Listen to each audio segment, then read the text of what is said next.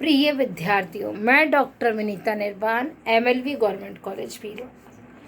आज हम व्यावसायिक अर्थशास्त्र का अन्य विषयों के साथ क्या संबंध है या relationship of business economics with other subjects के बारे में अध्ययन करेंगे। व्यावसायिक अर्थशास्त्र के क्षेत्र का विस्तृत अध्ययन करने से हमें यह ज्ञात हो रहा है कि इसका अन्य विषयों से भी घनिष्ठ संबंध है। वास्तव में व्यावसायिक अर्थशास्त्र का अन्य विषयों से निम्न प्रकार संबंध है।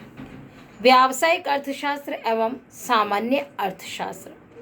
व्यावसायिक अर्थशास्त्र सामान्य अर्थशास्त्र की एक शाखा है जिसका सामान्य आर्थिक सिद्धांतों के व्यवहारिक पक्ष से संबंध है। सामान्य अर्थशास्त्र को दो भागों में विभाजित किया जा सकता है, व्यष्टि अर्थशास्त्र और समष्टि अर्थशास्त्र। व्यष्टि अर्थशास्त्र के अंतर्गत हम व्यावसायिक अर्थशास्त्र की अवधारणाओं तथा विश्लेषण संबंधी उपकरणों के लिए प्रमुख सूत्र का अध्ययन करते हैं। इसका कारण यह है कि व्यावसायिक अर्थशास्त्र में मांग की लोच, सीमांत लागत, अल्प एवं दीर्घकालीन बाजार प्रारूप आदि सूक्ष्म अर्थशास्त्रीय धारणाएं बड़े महत्व की होती है, जबकि समष्टि अर्थशास्त्र में व्यावसायिक अर्थशास्त्र का योगदान मुख्य रूप से पूर्वानुमान के क्षेत्र में है। समष्टि अर्थशास्त्र के आधुनिक आय एवं रोजगार के सिद्धांत का सामान्य व्यावसायिक दशाओं के पूर्वानुमान से सीधा संबंध है। व्यावसायिक अर्थशास्त्र एवं सांख्यिकी। व्यावसायिक अर्थशास्त्र एवं सांख्यिकी एक दूसरे से घनिष्ठ रूप से जुड़े हुए हैं। व्यावसायिक निर्णयों में सांख्यिकी बहुत उपयोगी है, जैसे कि आर्थिक मान्यताओं की प्रायोगिक जांच एवं निर्णय लेने में सांख्यिकीय विधियों का प्रयोग किया जाता है। प्रबंधक द्वारा निर्णय लेते समय विभिन्न चरों के मध्य क्रियात्मक संबंध का अध्ययन सांख्यिकी उपकरण के द्वारा ही संभव होता है। नेक्स्ट, व्यावसायिक अर्थशास्त्र एवं गणित। व्यावसायिक अर्थशास्त्र एवं गणित में भी घनिष्ठ संबंध पाया जाता है। इसका मुख्य कारण यह है कि व्यावसायिक अर्थशास्त्र की घटनाओं की अधिक शुद्धता से जांच गणितीय उपकरणों द्वारा ही संभव होती है और पूर्वानुमान भी आसानी से लगाया जा सकता है। व्यावसायिक अर्थशास्त्र स्वभाव से मापनीय होता है, इसलिए इसके अंतर्गत विभिन्न आर्थिक संबंधों का माप एवं पूर्वानुमान किया जाता है। यह प्रबंधकीय निर्णय एवं भावी नियोजन में सहायक होता है। गणित के अनेक विचार एवं उपकरण, ज्योमेट्री, अलजेब्रा, कैलकुलेशंस, लॉगरिथम्स आदि, जिनका प्रयोग आर्थिक विश्लेषण में हम करते हैं। व्यावसायिक अर्थशास्त्र एवं लेखाशास्त्र। लेखाशास्त्र विषय का भी व्यावसायिक अर्थशास्त्र से घनिष्ठ संबंध है। लेखाशास्त्र का संबंध व्यावसायिक फर्म की वित्तीय क्रियाओं एवं लेखों से है। लेखे सामान्यतः भूतकालीन क्रियाओं से संबंधित होते। प्रबंधकों को निर्णय लेते समय अनेक सूचनाओं की आवश्यकता होती है। लेखाशास्त्री इन प्रकार की सूचनाओं को विभिन्न प्रकार से महत्वपूर्ण एवं उपयोगी सूचनाएं उपलब्ध कराता है। अतः लेखापाल की सूचनाओं का सही उपयोग करने के लिए यह आवश्यक है कि समंकों का सावधानीपूर्वक विश्लेषण, निरूपण तथा समायोजन किया जाए।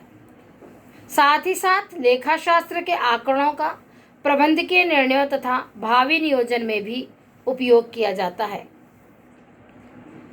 अर्थशास्त्र एवं व्यावसायिक अर्थशास्त्र में अंतर। उपरोक्त विषयों के बारे में अध्ययन करने के बाद हम यह निर्णय कर सकते हैं कि व्यावसायिक अर्थशास्त्र और व्यावसायिक अर्थशास्त्र में सम्मिलित अन्य बातें उसमें किस प्रकार से दृष्टिगोचर होती है, या अर्थशास्त्र के अंतर्गत व्यावसायिक अर्थशास्त्र सम्मिलित है अथवा व्यावसायिक अर्थशास्त्र और अर्थशास्त्र में क्या मूलभूत अंतर है। व्यावसायिक अर्थशास्त्र अर्थशास्त्र का ही एक रूप या शाखा है। व्यावसायिक अर्थशास्त्र व्यवहारिक पक्ष पर बल देता है जबकि अर्थशास्त्र सैद्धांतिक पक्ष पर। इसके अतिरिक्त इन दोनों में निम्न अंतर भी पाए जाते हैं। अर्थशास्त्र का अर्थ एक ऐसे शास्त्र से है जिसमें यह निर्णय लिया जाता है कि अपने समय एवं अपनी शक्ति तथा संपत्ति का उपयोग कैसा किया जाए और द्रव्य को कैसे व्यय करें।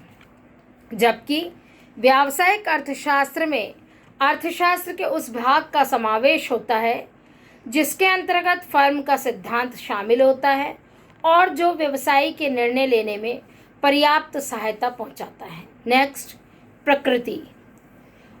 अर्थशास्त्र में व्यष्टि एवं समष्टि दोनों ही प्रकार की प्रकृति का अर्थशास्त्र है, इसलिए इसमें फर्म, उद्योग तथा संपूर्ण अर्थव्यवस्था की आर्थिक क्रियाओं का व्यापक अध्ययन किया जा सकता है। जबकि व्यावसायिक अर्थशास्त्र सूक्ष्म प्रकृति का अर्थशास्त्र है, इसके अंतर्गत किसी फर्म विशेष की आर्थिक क्रियाओं का ही अध्ययन किया जाता है। नेक्स्ट, दृष्टिकोण।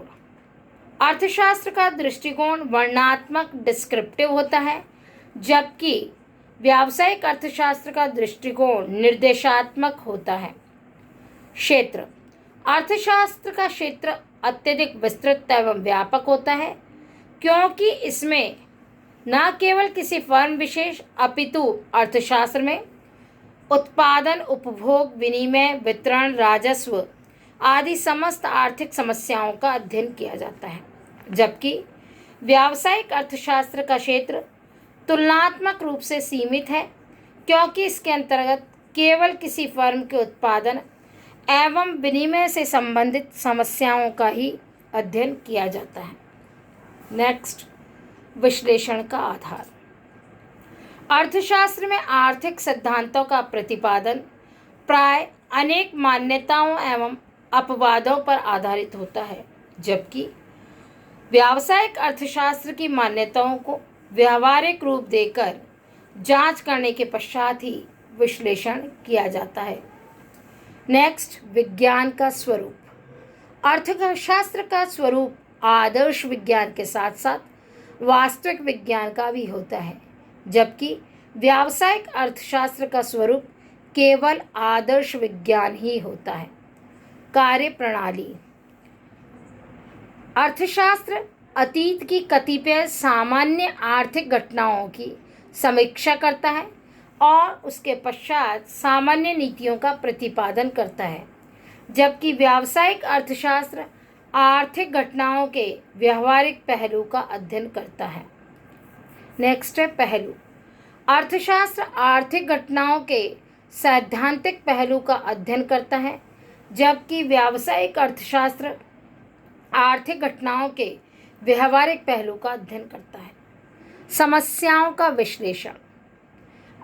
अर्थशास्त्र में फर्म एवं मानव दोनों ही प्रकार की आर्थिक समस्याओं का विश्लेषण किया जाता है, जबकि व्यावसायिक अर्थशास्त्र में केवल किसी फर्म विशेष की समस्याओं का विश्लेषण किया जाता है।